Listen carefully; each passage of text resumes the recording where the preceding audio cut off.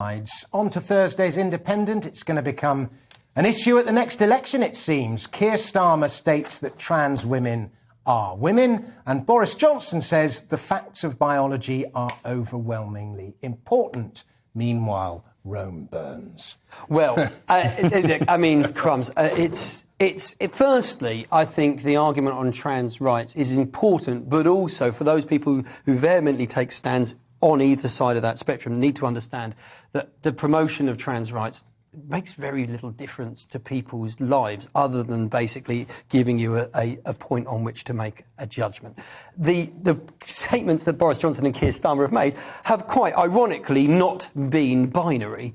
And I think the key point that Keir Starmer... They're trying to make them go binary, aren't they? Well, they are trying to make them take a position on this. And the key point that Keir Starmer was making, that trans women are women, was that of law, that they're in the law, that if someone has made a transition and if somebody has taken the status of a woman, then they're treated in law as a woman. And certainly, you can tell from a lawyer's background, that's exactly where he's going. Boris Johnson saying that the facts of biology are overwhelmingly important, I think is playing somewhat to his voter base, who do feel like that the promotion of trans rights somehow invalidates that of the gender at birth.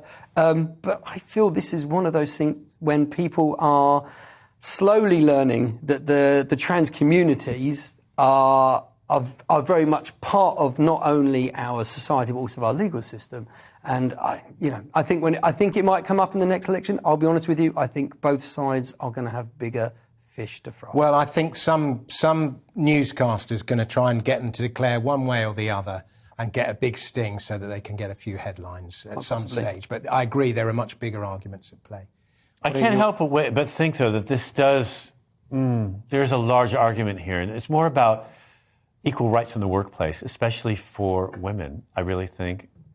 That's why this is so often shot down by politicians and embraced by others who are concerned about the way women are treated in the workplace. Equal pay, equal treatment. I think, if trans people come forward and say, we want this to happen in the workplace, and it does, then women can come forward and say, what about this for us? And other communities and groups can too. I think everyone needs to be equally represented, and that's what terrifies someone like Boris Johnson about this. He doesn't know where to go with this, or how to even focus or concentrate on women's rights in the workplace, which have been completely ignored in this government since 2010.